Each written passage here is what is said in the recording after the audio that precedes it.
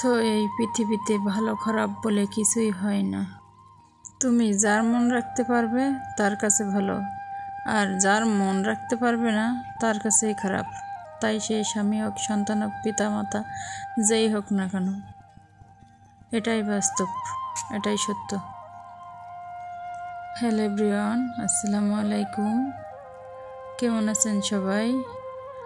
আশা করি আল্লাহ তাআলার অশেষ রহমতে সবাই অনেক ভালো এবং সুস্থ আছেন। আলহামদুলিল্লাহ, আমিও আমার পরিবার নিয়ে বেশ ভালোই আছি। সূর্য তুর্য ব্লগ ইউটিউব চ্যানেলের পক্ষ থেকে আপনাদেরকে আরও একবার স্বাগত জানাই। আশা করি আজকের ভিডিওটি আপনাদের অনেক ভালো লাগবে। আজকের ভিডিওটি শুরু করলাম সন্ধ্যা থেকে। তো সন্ধ্যায় কিন্তু নাস্তা খাওয়ার পর থেকে আর কি ভিডিওটি শুরু করলাম, কারণ নাস্তা খেয়ে তুর্যকে ঘুম পাড়িয়ে তারপরে তুর্য কিন্তু সারাদিন ঘুমায় না, একটু সন্ধ্যার পরে ঘুমায়। তো এই ফাঁকেই কিন্তু কাজ করে নিই, রান্নাবান্না যাই কাজ থাকুক। তো এখানে কিন্তু আজকে রাতের জন্য রান্না করব ডাউল, আলু, চিংড়ি মাছ দিয়ে ভুনা করব, আর একটু বেগুন ভর্তা করব। তো সেটাই আর কি আপনাদের সাথে শেয়ার করব।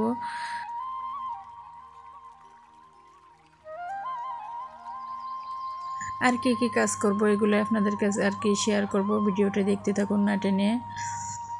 আশা করি ভিডিওটি আপনাদের অনেক ভালো লাগবে। তো এখানে কিন্তু আমি মশলাগুলো কষিয়ে নিয়েছি আগে থেকে। তবে আমার চিংড়ি মাছটা দেওয়ার কথা মনে ছিল না আগে থেকে, কিন্তু এটা কিন্তু পরে দিয়ে দিলাম, আপনারা দেখতেই পেলেন। তো এর ভিতরে কিন্তু এখন ডাউল আর আলু দিয়ে কষিয়ে নিব। কিছুক্ষণ কষানোর পরেই জলের পানি দিয়ে দিব।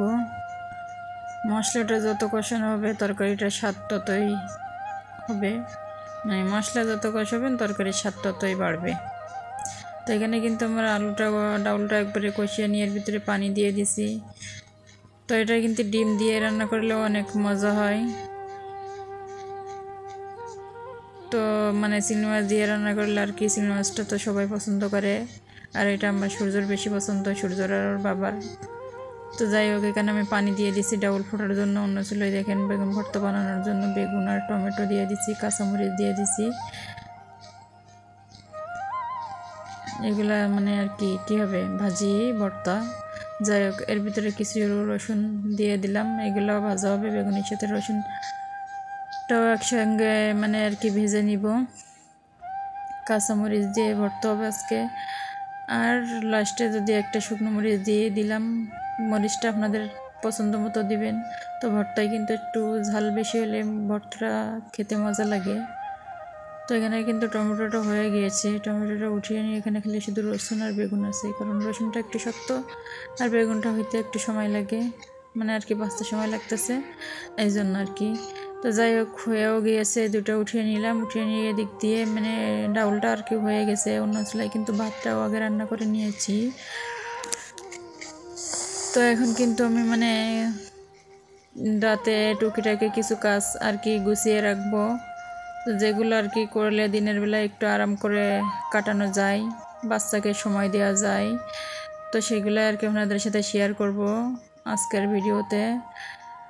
তো এখানে কিন্তু বেগুনটা টমেটোটা একসাথে মানে আর কি গরম ছিল, তো এই জন্য আর কি এই যে মানে কি বলে চামচ দিয়ে একটু করে নিছি।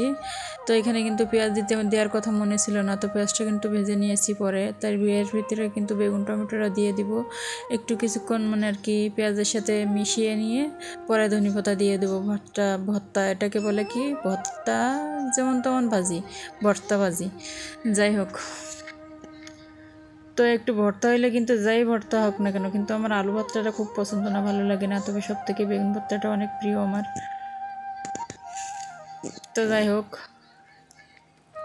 বেগুন ভর্তাটা খেতে আমার অনেক ভালো লাগে, অনেক মজা লাগে। আর সাথে যদি একটু ঝাল বেশি হয় তাহলে তো আর কথাই নেই। তো আমার এখানে কিন্তু ভর্তাটা হয়েও গেছে, নামিয়ে নিয়েছি। এখন আমি কিছু চিংড়ি মাছ কেটে নিব।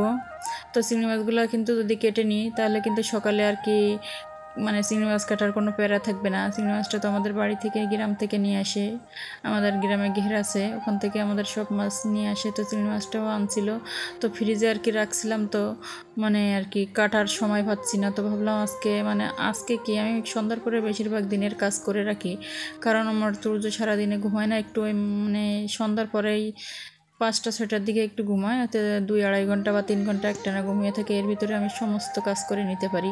আর যদি দিনের বেলা মানে এমনও হয় কোনো দিন দুপুরে রান্না করার জন্য তরকারিও কেটে রাখি, পেঁয়াজ রসুন আদা মানে যাবতীয় কাজ সব একবারে এই সময় করে রাখি।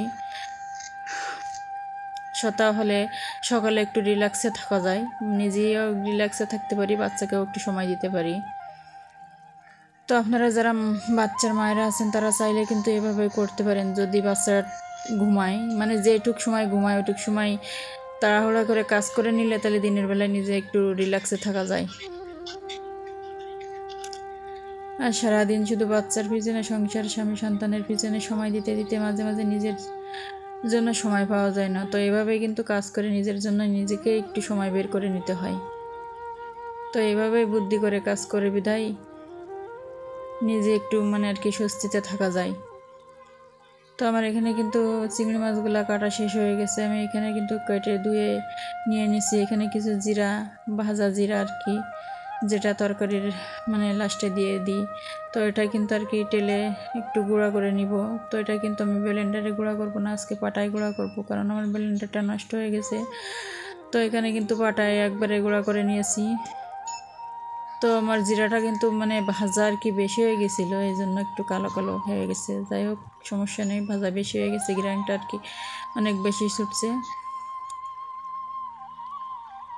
তো জিরাটা কিন্তু গুঁড়ো করা শেষ হয়ে গেছে। এর ভিতরে কিন্তু এখন আমি মানে জিরাটা গুঁড়ো করে নিয়েছি।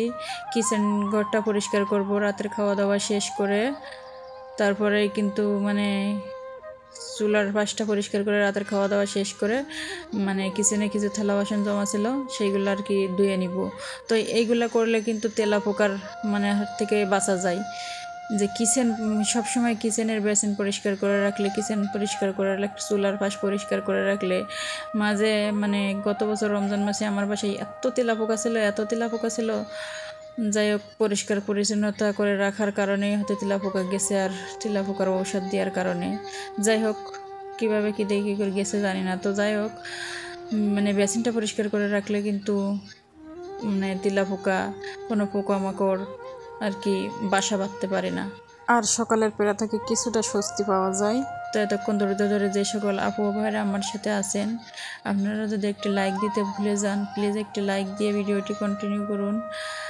আর যে সকল আপু ভাইরা আজকে আমার ভিডিওটি নতুন দেখতেছেন, যদি ভিডিওটির কোথাও কোনো অংশে আপনার কাছে একটুখানি ভালো লেগে থাকে, যদি এরকম ভিডিও দেখতে চান, চাইলে আমার চ্যানেলটি সাবস্ক্রাইব করে পাশে থাকা বেল বাটনের অল অপশনটি অন করে দিতে পারেন। পরবর্তী ভিডিও নোটিফিকেশন যাওয়া মাত্রই আপনার কাছে পৌঁছে যাবে, আপনি আপনার সময় মতো দেখে নিতে পারবেন। আর যদি ভিডিওটি খুব বেশি ভালো লেগে থাকে তাহলে ভিডিওটি শেয়ার করে আপনি আপনার পরিবার পরিজনের কাছে পৌঁছে দিতে পারেন। আজকের ভিডিও এখানেই শেষ করব। সকলের সুস্বাস্থ্যতা কামনা করি, সকলেই ভালো থাকুন, সুস্থ থাকুন। আল্লাহ হাফেজ, আসসালামু আলাইকুম।